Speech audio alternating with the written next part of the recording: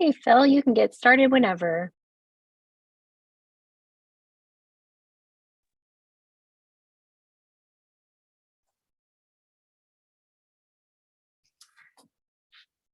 Good evening. Welcome to the United Nations Association's USA Southern Illinois Chapters program on Sustainable Development Goal number 3, Good Health and Well-Being. I am Phil Eberly, President of the UNA USA Southern Illinois Chapter, and it is my honor to welcome you to our program. What is UNA USA? We are an organization of members organized into chapters across the United States that educate Americans about the work of the UN and advocate for the United States to be an active leader in the UN in support of the UN mission. That mission is outlined in the UN Charter, which went in effect October 24th, 1945. Remember that date, October 24th. The Charter addresses themes of peace and security, economic and social development, freedom, and justice among nations. 3 years later, on December 10th, 1948, the nations of the UN adopted the Universal Declaration of Human Rights. That entitled all individuals, all peoples, to the rights and freedoms set forth in that declaration. These are the principles and the values that UNA members, along with a majority of Americans, expect to guide the UN and US leadership in the UN.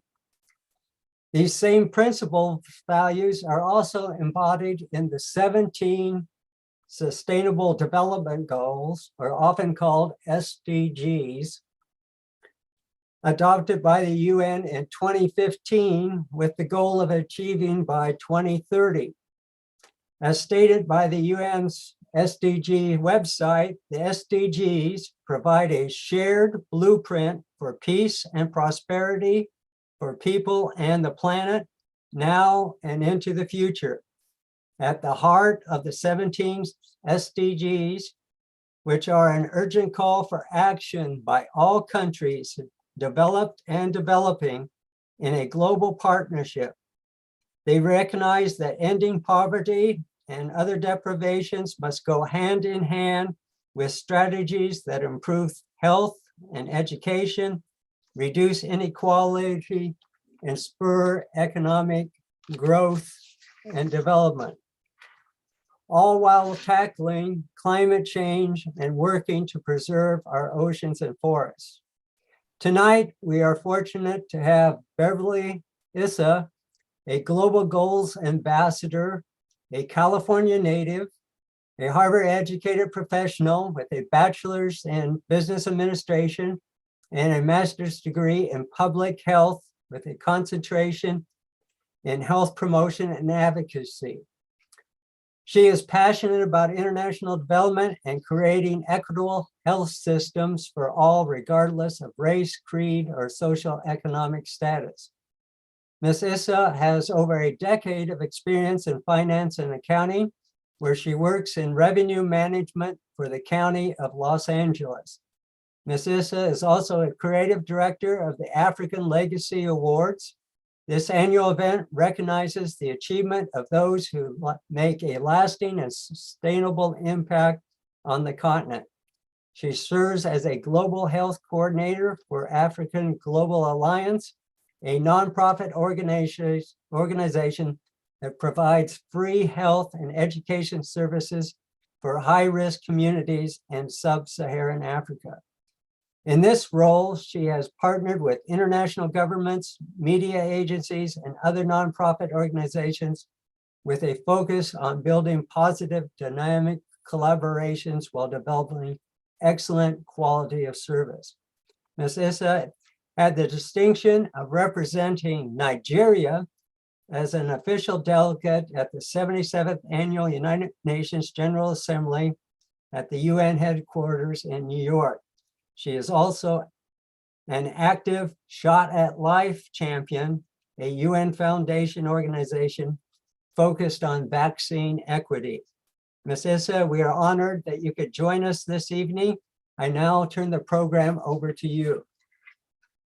Thank you so much, Phil, for that amazing introduction. I don't think I have anything else to say. And I would also like to thank all the organizers for such a wonderful event. So to introduce myself, my name is Beverly Issa. Like Phil said, I am the Global Goals Ambassador for SDG 3, which is good health and wellness. And I always say SDG 3 is probably one of the most important SDGs, although I might be biased, because good health and wellness is the foundation for all other SDGs.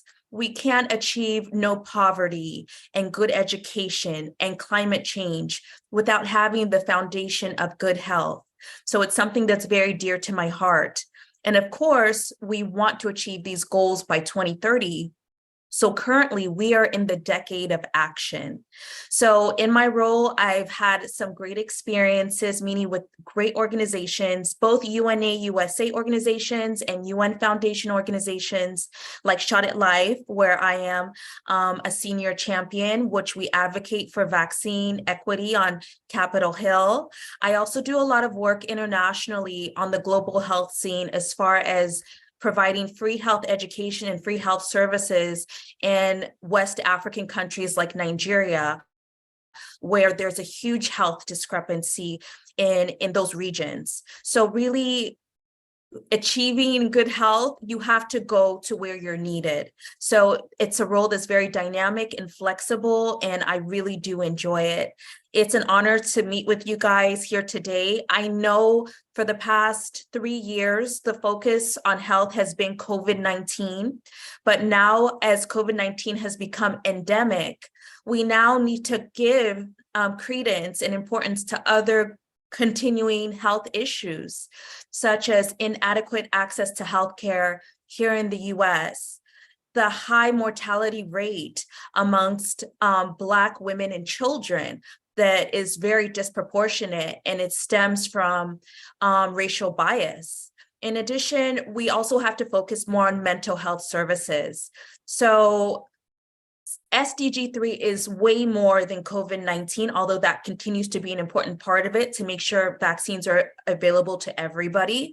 But there's so many issues within global health that we really need to champion and continue to advocate for and focus on.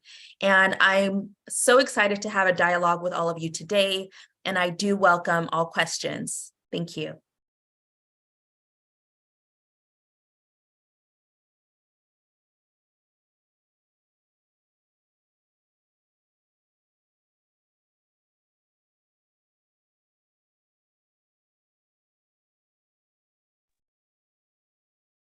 Elaine, can you hear us?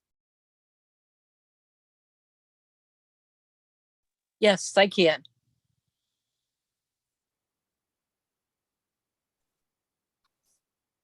If you have questions for Beverly, you can maybe raise your hand or put a question in the chat box or in the Q&A.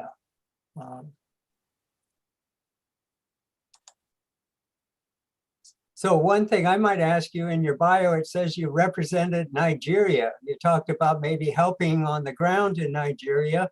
How did you become a representative from That's a great the question. country of Oh, Nigeria? thank you so much. And that was at the UN General Assembly last year. So last year around this time, I was actually in Manhattan, and it was such a great experience because you see your leaders in person, you see other world leaders in person. And what I especially loved about that experience is everybody is excited to promote the SDGs. Everybody's excited to go home and implement all the wonderful things you learn on ground there. So it was a great experience.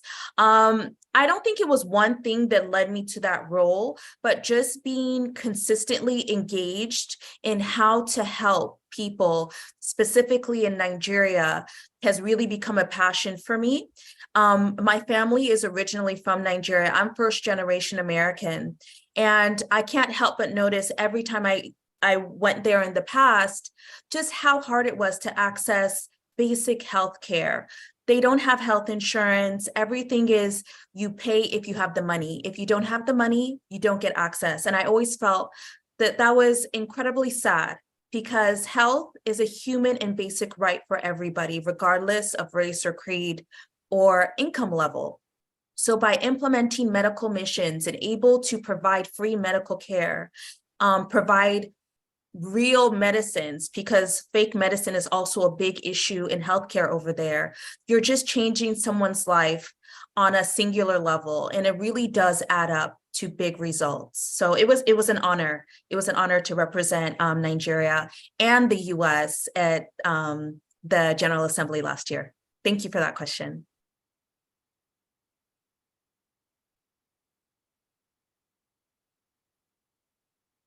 And I think we have a message in the chat box.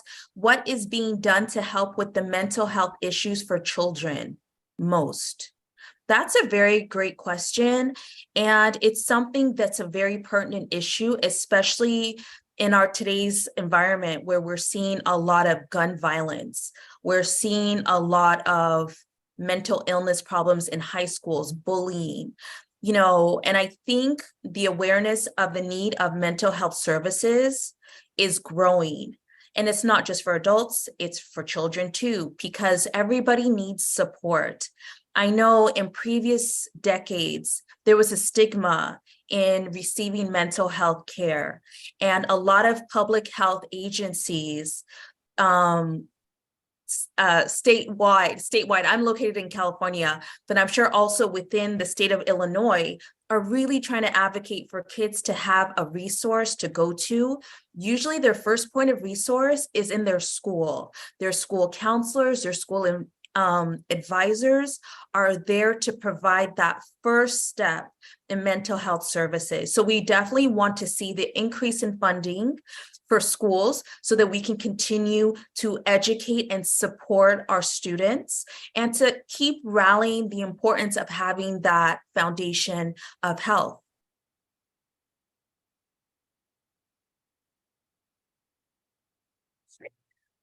There's another question in the chat. Okay, another question. Okay. From Helen Ashraf. And her question is, are there any focus areas that your office works on? And is mental health the most important area? That's a great question. As far as UNA USA, we focus on all the SDGs. When it comes to the SDG of health, we focus on them all. So it's not that we are pushing 100% our efforts on mental health, because like I mentioned before, there are so many ongoing health issues that need to be addressed. Mental health is definitely an important one. And that's why we advocate for continued funding in schools, in state programs, that people have the resources available, they know about it, and they can access it. But we also have to focus on other issues as well. Vaccine equity. Does everyone have equal ability to receive vaccines? That's a project we work on at Shot at Life to make sure that every child is vaccinated in this country. Polio, which was once considered eradicated, is now becoming a small problem. So there's certain things that at the time seem like this is the number one priority, but I feel that we need to have a very holistic view and see how we can support multiple areas of global health. So what's great about the SDGs is when you want to get involved in helping people, pick what speaks to you, what your interest is. You may be passionate about mental health, and I love that because we need more people to really champion that.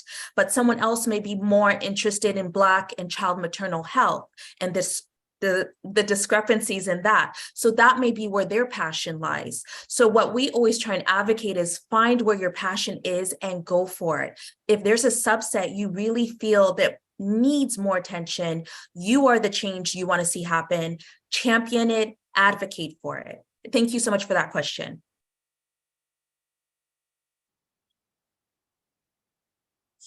I've got a question for you, Beverly. Sure.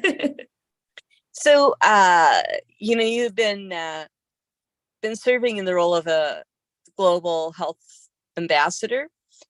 for health. And so I would like to know, what are some of the initiatives that you've been able to take leadership on based That's upon wonderful. the Global Ambassador Program? The Global Goals Ambassador Program. So I've been a Global Goals Ambassador since 2020. So I have really seen it from the inception to present. One of the ones of the initiatives that's very close to my heart, again, is Shot at Life, which is backed by the UN Foundation. And that's really vaccine equity for all. So that we are trying to vaccinate as many children worldwide as we possibly can. How do we do that? We have to make sure the appropriations bills, when it goes into Congress, it has a line item so that we can continue to provide these services worldwide, not just in the US, but globally. Because as we've seen with COVID-19, we can't just think of ourselves health-wise. Global health is a worldwide issue. If someone is sick in one country, it will spread very quickly to other countries. So we have to have a very wide reach as far as global health is. So I've had the honor of advocating on Capitol Hill. I did in March. We went to Capitol Hill. We met with lawmakers, congressmen, senators, and we really advocated for the need for continued funding. There's so many, I mean, we know what's going on in the government right now with the possible shutdown. You know, there's a lot of things in their line items and budgets they're looking to cut, but public health funding should not be one of them. It is a necessity. It's a basic need for humans, and we really need to champion it and continue to champion it. We can't take our eyes off the ball. So that is a project that's very dear to my heart. Also, the initiative with African Global Alliance, as far as providing free healthcare and free medical checkups and free medication during medical missions, something that's very dear to my heart and I'm very proud of, because when you are involved in the medical mission and you see the people you're helping directly and they are so joyful and happy you're there, it really touches your heart. It makes you want to do more. So that's something that definitely keeps me going. It's a lot of prep and preparation and hard work, but it's worth every minute of it. And of course, I love meeting with groups of UNA USA because we are all together here for a common cause. We all love the SDGs. We all love the United Nations. We want to promote the United Nations, further the goals of the United Nations, and we're all here together, you know, encouraged and enthusiastic. And I love meeting with different groups and communities because we share so much. And I learn from you as hopefully I can impart some knowledge on you guys as well. Thank you. Oh, thank you.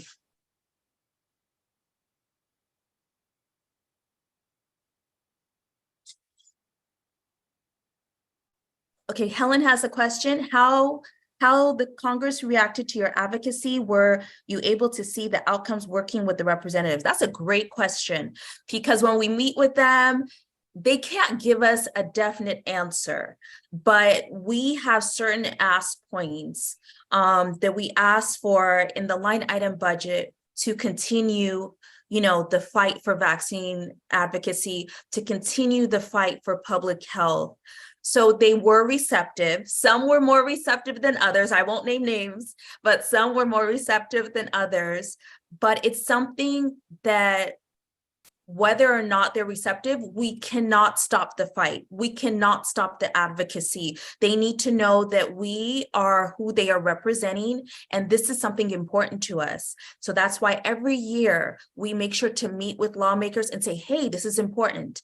We've had some great feedback from Representative Barragan, from Senator Feinstein, Senator Padilla, all really big supporters of the program. And I'm so happy that you can see them fighting on, you know, in the congressional halls for public health. And at the end of the day, that's what it's really about, to impact what we need as a society to our lawmakers. So it was a great result, but we can't lose the momentum. We continuously keep it going every year. So thank you for that question. And Pedro Cruz has a question. What channels do you use to promote, I think promote SDG 3 in California or elsewhere.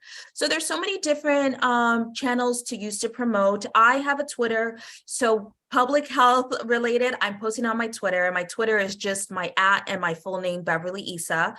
So I would love to connect with you guys after the program. If you have any questions, I'm happy to do so. We do utilize social media with UNA USA. We have a UNA USA Instagram page.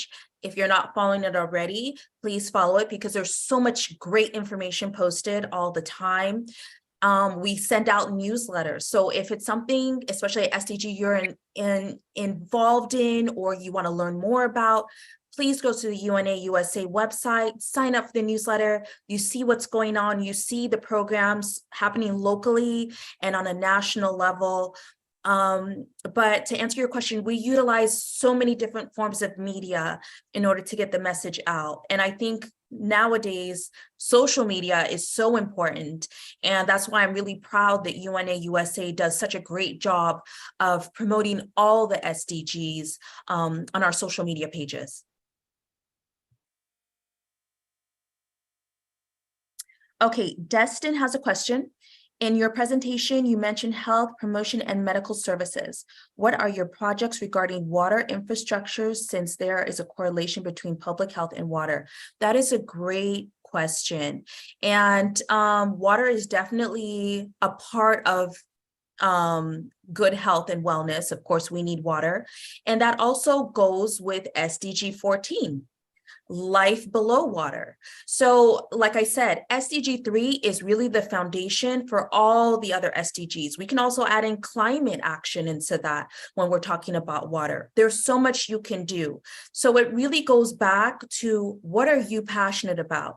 You may be super passionate about water and want to include water as your ask points, as your advocacy towards SDG 14, which directly references water, or climate change, which directly references water. It is definitely related to health services, but as far as what is going on in sub-Saharan Africa for our organization, you know, we have to use financial resources the best we can.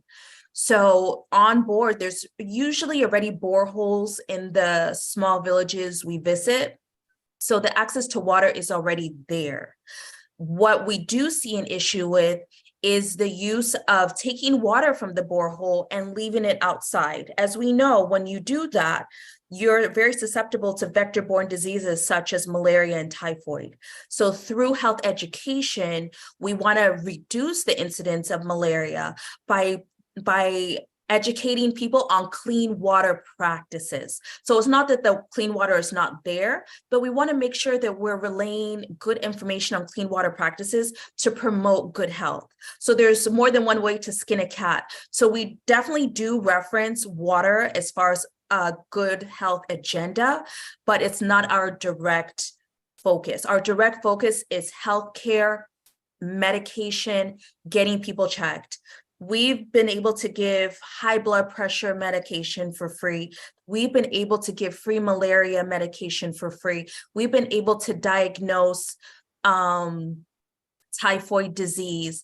And when the situation is bigger than us, because we can only do so much, we partner with local clinics there. So when a woman needs a mammogram, we don't have a mammogram machine. But hey, I've partnered with an institution that will give it to you for free. Whereas before, they couldn't fathom even affording that health checkup. So by making small changes, you won't change everything, but by making small changes, you can really make a huge difference. So thank you very much. And you said, are your projects rural or urban focused thinking about sub-Saharan Africa? I am from Chattanooga. Okay, fantastic. You're my cousin. So what we really try and do is focus on the rural villages, because as we know in the cities like Lagos and Abuja, there are health systems and people are usually of a higher socioeconomic status. They can afford to go to the doctor. We are really trying to hit those people who cannot afford it, who are making less than $1 a day. So if the choice is between to eat or to see a doctor, they will choose the food, as they should. So we're really trying to impact communities at the most risk, at the most need. And you really find those in rural areas that don't have access to good hospitals or clinics. So thank you again for that question.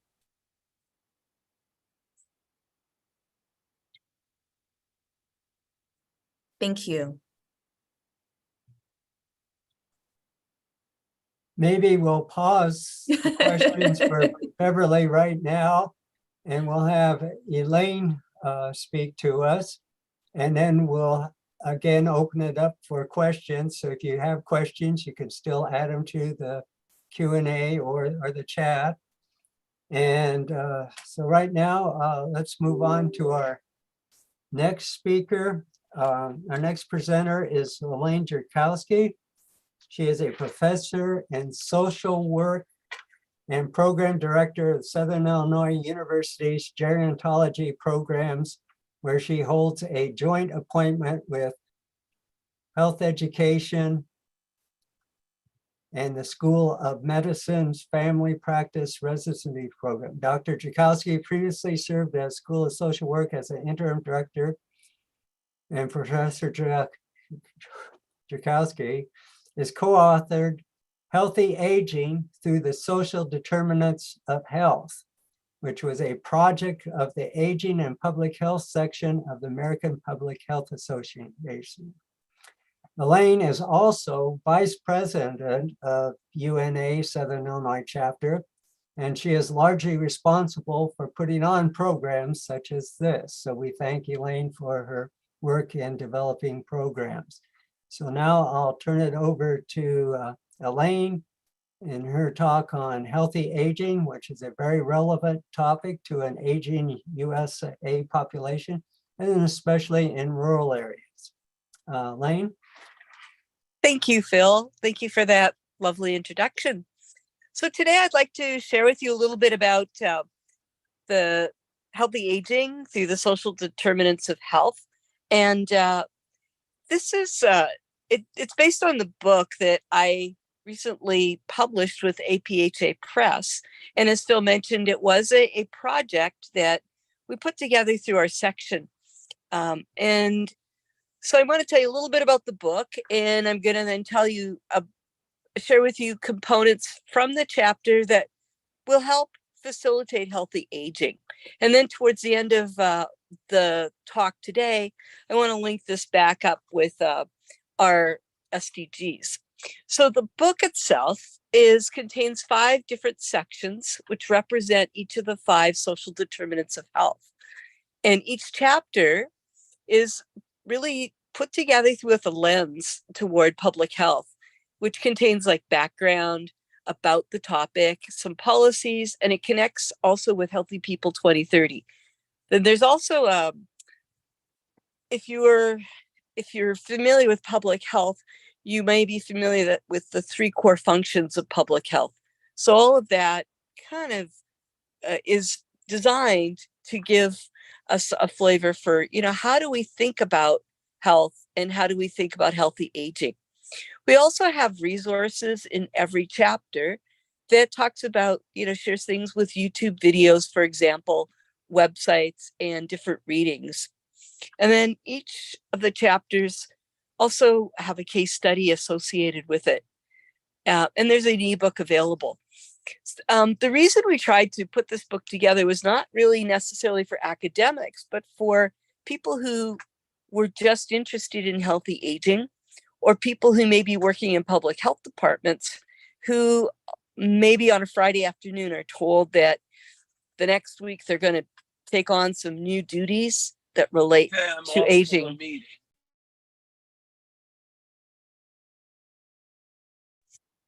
So the sections include health and healthcare, and you can have good health without living in a safe environment. And your social connections also play a huge role in your health and health status. That education also plays a role in your health status as well. So, the literature talks about that, and I'm going to talk about that in a little bit And then lastly, the last social determinant of health is economic stability or economic viability. And so each of those areas play a role in healthy aging. And we'll talk about that in a minute. I'm going to start off by telling you a little bit about what we'd find in section 1 around access to healthcare. The first chapter of the book really focuses on cognition and brain health. And 2 colleagues of ours that work for the Alzheimer's Association and a postdoc fellow who's working with the Alzheimer's Association put this chapter together. And basically, they wanted to help people understand the continuum of cognition and healthy functioning and how that kind of plays a role in people's functioning as they grow older. It also outlines such things as mortality, the burden that dementia plays on caregivers, and how there's differences between racial and different ethnic groups and disparities. And then lastly, there are also some known risk factors that do play a role in people's cognitive ability. And that includes things like hypertension, people who smoke, people who are at risk of disease like vascular disease and diabetes. And basically, you know, how you care for yourself in your younger years is going to play a role in your cognition as you grow older. And then public health, of course, plays a role in helping us build some ability to both detect dementia, but also protect against dementia. So early detection, of course, is a key. Health promotion programs and risk reduction programs is also really important. There are ways that we can take care of our brain health in order to promote healthy cognition and delay dementia. And also, you know, having data from communities reported so that we can take a look at, you know, how are people declining cognitively and what burden is that causing for their caregivers, and how is that then impacting the loved one's health. And then, of course, there's policy and legislative efforts. Right now, there's a national plan to address Alzheimer's disease, and the CDC, Centers for Disease Control and Prevention, has a program out there called the Healthy Brain Initiative, which is really fantastic. And you probably, if you go to events in the community related to health and health promotion, you would be probably likely to trip upon some materials that are being handed out that are really helping people look at ways to keep their brain and their cognition at a healthy, in a healthy kind of pace. Doing something different, for example, for 20 minutes a day out of your normal routine is a good way to help keep your cognition stimulated. So all of these things play a role in one's cognition and mental health. And a few best practices include things like public awareness campaigns and taking a look at targeting programs to help people who tend to be populations that have higher burden of cognitive impairment. For example, people that are either are we would consider diversity, people who are Black, Latinx, American Indian, Alaskan Native, and also, you know, people who fall into the gender groups such as the LGBTQ groups. Okay, polypharmacy and the use of medications is also an area that plays a role in one's health. And we don't tend to realize that there is a relationship between medication, the number of medications people take, the medication interaction, and those effects on people. So all of that plays a role. And my colleagues from Texas looked at putting a chapter around this together. Now, this is kind of busy. So basically what I want to take away from this is that if you have adverse health effects or drug interactions, that can lead to poor health outcomes. It can increase the risk of morbidity. It can also increase the amount of healthcare services that you have to use, and it can decrease the quality of your life. So people don't tend to realize that, in the number of prescriptions that people are using, it does play a role on one's overall health, even though you think that you're taking these meds to promote your health. So we consider polypharmacy when you take 5 or more medications at one time. And older adults tend to be more at risk because they tend to have multiple morbidities, tend to go to different specialists, and each specialist may prescribe their drug regime, which may not necessarily be in sync with some of the drugs that their primary care physician may be prescribing. So it's something to think about because that would play a role in one's overall health. The number of people who take more than one prescription medication is somewhere between 82 to 93% of the population.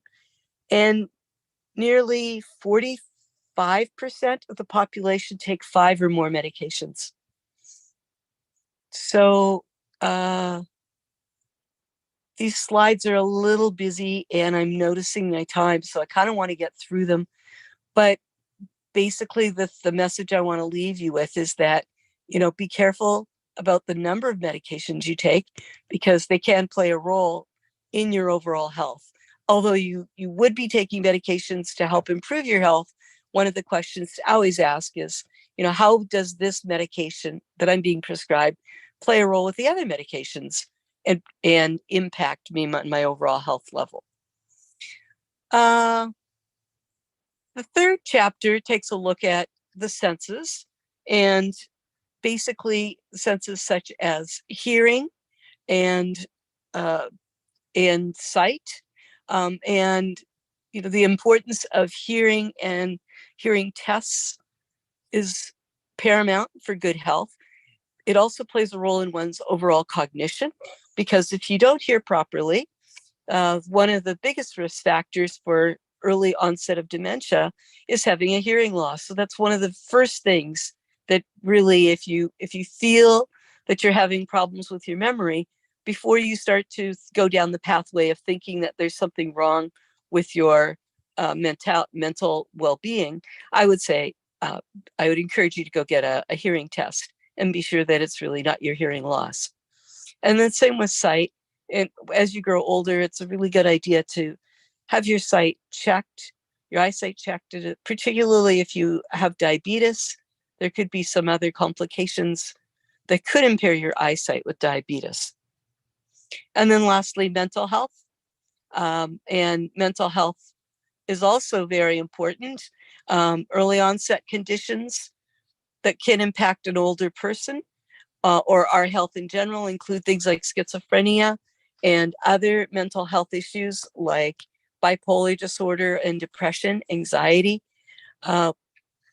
Older people tend to be impacted by depression, anxiety, and other affective disorders. And then the other thing that really to think about is addictions and post-traumatic stress disorders play a role in one's mental health and mental well-being. And I know our previous presenter, Beverly, talked about the importance of mental health amongst children and young adults.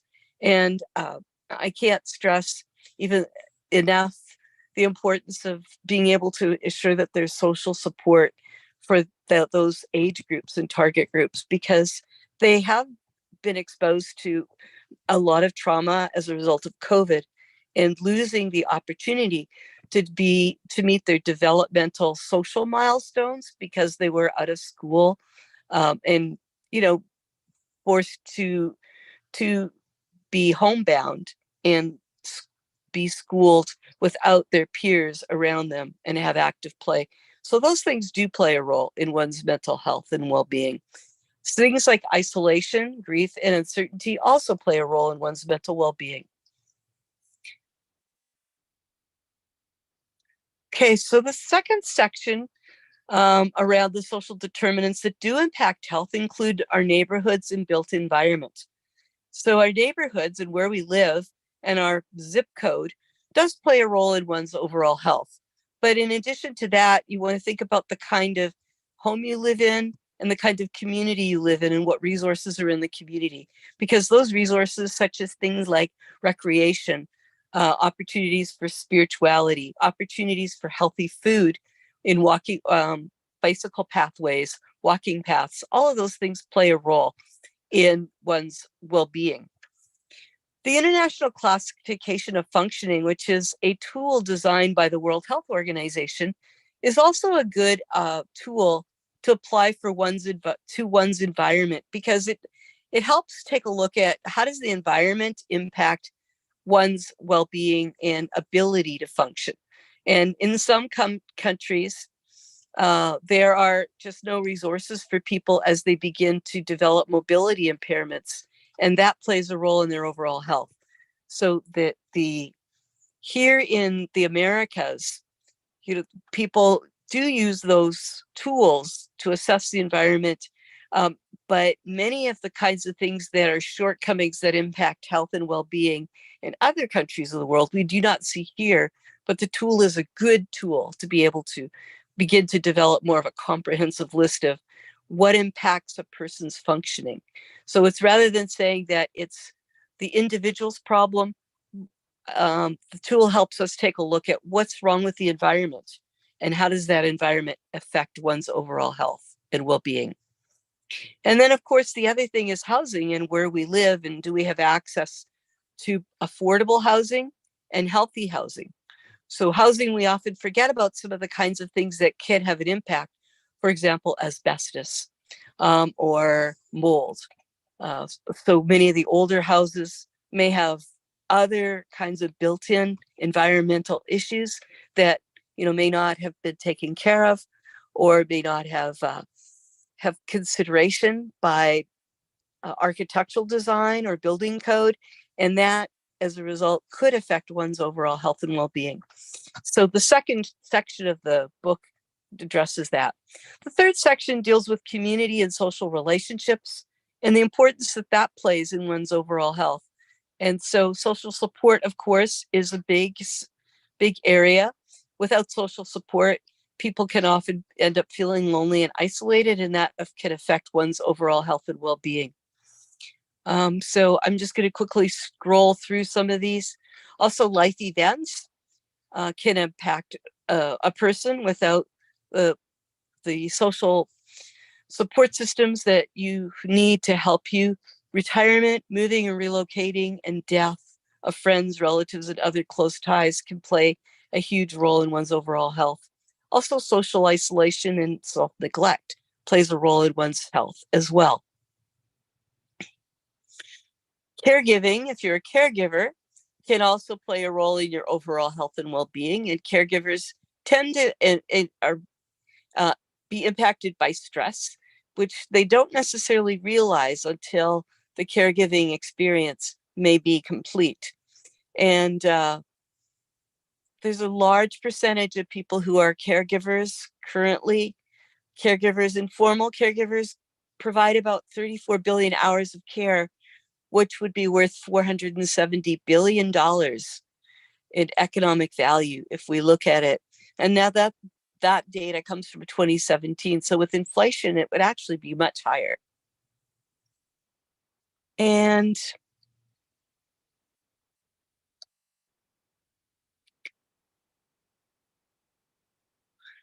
then mobility plays a role in one's well-being.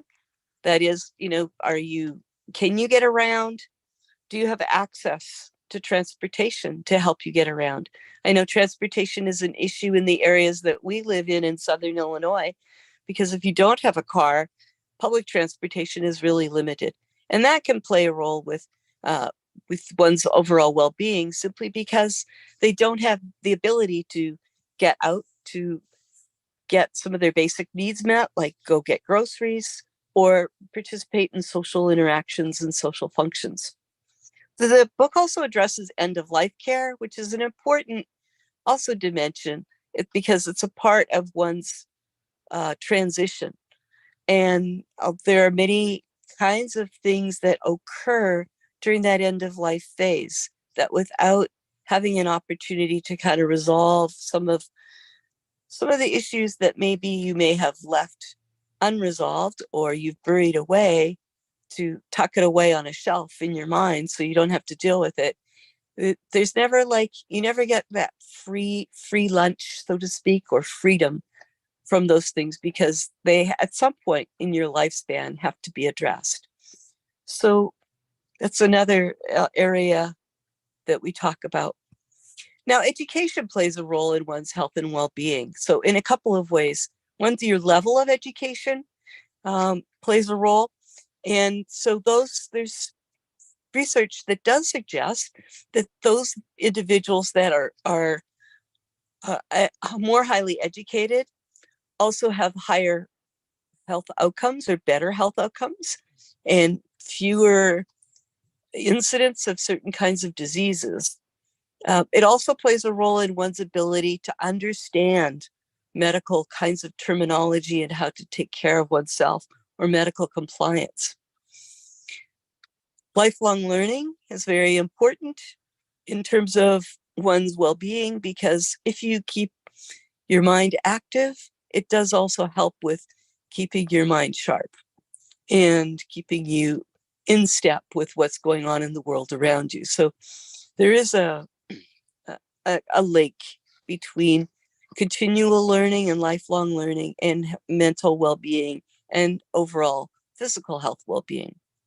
And then lastly, ensuring that our workforce is well trained to be able to deal with both health, public health, and healthy aging are elements that are important in this dimension as we grow older.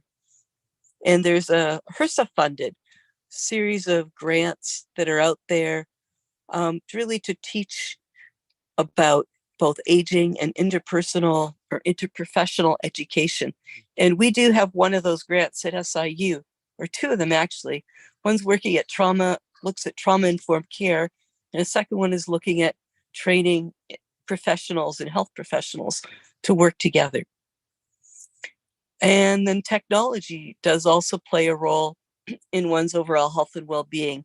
Just the ability to be connected as we grow older, and connected, I think, across the lifespan. It improves our knowledge ability because, we can easily access the internet, but at the same time, we have the ability to connect with those that live far from us. We saw that during COVID. We saw many people who were unable to consistently see their loved ones, and they could connect through technology. And then lastly, I want to address economic stability, and having financial resources plays a huge role in being able to live comfortably and access the kinds of things you need, including good health. And just as like a side note, recently I visited an assisted, it was a complex for older adults. And it was very expensive, I think, by our standards. They were charging something like $6,000 a month. But the people that were living there, I can't tell you, they all looked just so vibrant and healthy. And as I interviewed people living there, one of the things they mentioned was having financial resources kind of gave them access to being able to, eat healthily. They didn't worry about how they were going to afford to pay for things. And all of those kinds of stressors that people stress about that does play a role in our health, they didn't have to worry about because they had the resources to be in that kind of facility. So, it was really kind of eye-opening for me to be able to see like firsthand, especially as I look at and talk to people in different types of facilities, just how that having those economic resources does play a role in people's well-being. So economics plays a role, as I mentioned.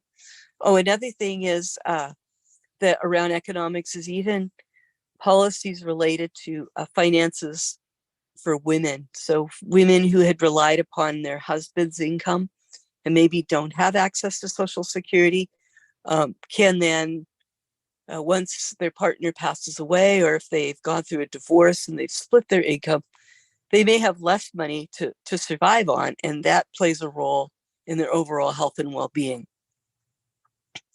Lastly, policies generally for healthy aging are out there to address these things, and I want to give people a little bit of time and opportunity for questions. So I'm not going to go belabor the policies, but there are some resources out there that can help take these policies and put them into programs practice. For example, we know Social Security and Medicare, those are two programs that policies lead to programs and services. The Older Americans Act is out there in the community, and it plays a role in places like senior centers that provide meals for seniors, a healthy meal that's available once per day, or Meals on Wheels. All right, so with that, I want to just kind of summarize and say, really, although we talk about the SDG of health, there's several other SDGs that also play a role in these social determinants of health. And they include SDG number 4, number 2, which is zero hunger. So without having access to healthy food, that plays a role in aging, and healthy aging. And SDG number 4, which is quality education. And as we know, education does play a role in health outcomes. And the better educated you are, or the higher education level, better health outcomes you will have. So in a nutshell, I just want to say, there are ways to promote health and healthy aging through the social determinants of health. And I think in order to reach that goal, not only globally, but at local levels, we need to continue to look at these areas through the lens of the social determinants of health and advocate for programs and services in those areas. So thank you.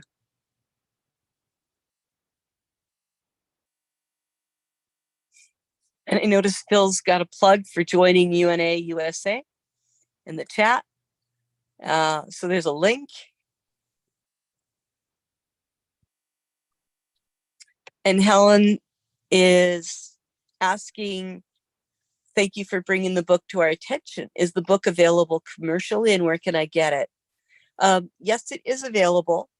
If you Google APHA Press, which I will just, let me bring that up for you. If I can share my screen. There we go. So APHA Press is apha.org, and they have their own press. So here's the book available. And if you are interested in the book, I have copies myself, and that I'd be happy to sign for you and share. And it's also available at the SIU library for anybody who works at SIU and have privileges at Morris Library. If you'd like to take the book out of the library, it's available through the library as well. And maybe I need to do a plug to Jennifer to get a copy for our Carbondale Public Library. Hint, hint. Absolutely.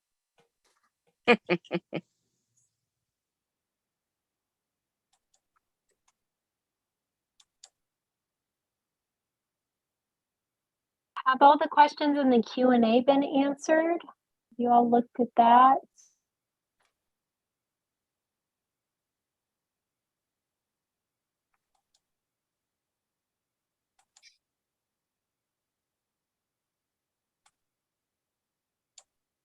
I'm not seeing any other questions, so. In the Q&A, Olga has a question. To what extent does social interaction with people of the same ethnicity and culture contribute to healthy aging and well-being. In Europe, Asians experience severe loneliness.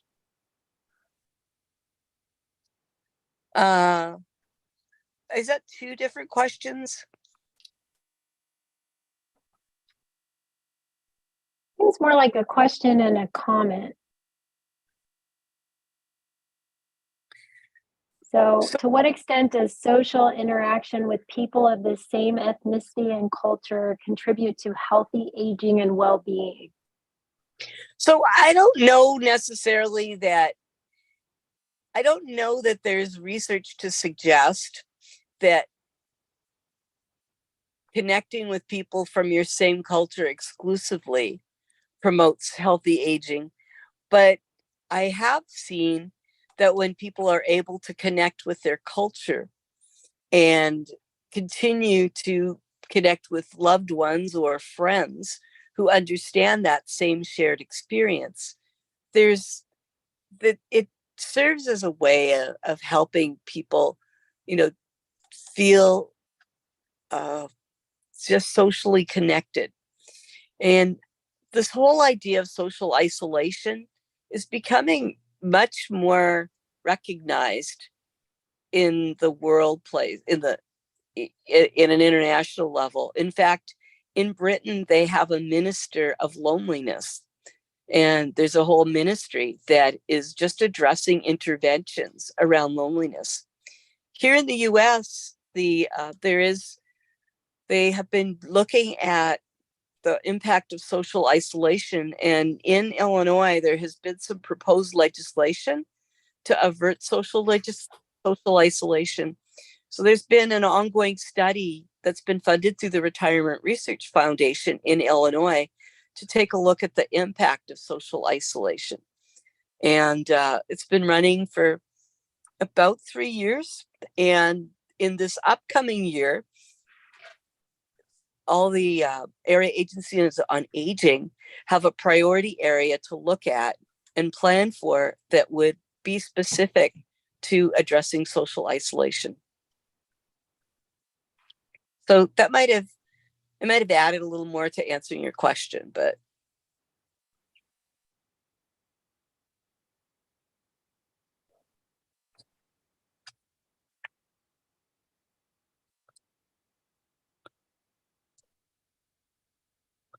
so Helen has a comment. I suppose that social activity and connecting may be very important for aging. And different cultures have different ways of connecting with families and others, which affects the happiness and aging of the seniors. This is really true because there are some cultures that respect and revere their elders, whereas other cultures just kind of disband their elders and disconnect with them. So in some cultures, the elders are very much a part of providing advice. In fact, I remember when I worked, I did a consulting kind of initiative in an African country. And before I could do anything, I had to go to the oldest person in the community, the elder, and get permission from them and get, a view of what was happening. So they were seated with the opportunity to provide direction and help promote some of the values of that community. In other cultures, they do not believe in putting their elders into long-term care facilities. They would have them stay within their own family unit and hire someone in or make sure that all the extended family takes shifts in looking after that loved one.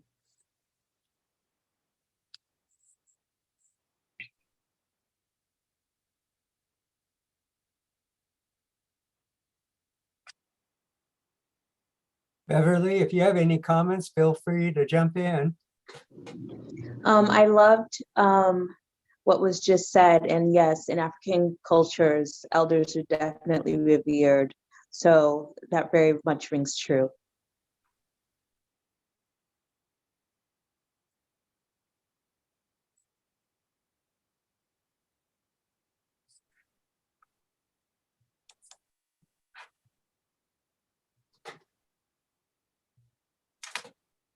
Well, do we have any other questions?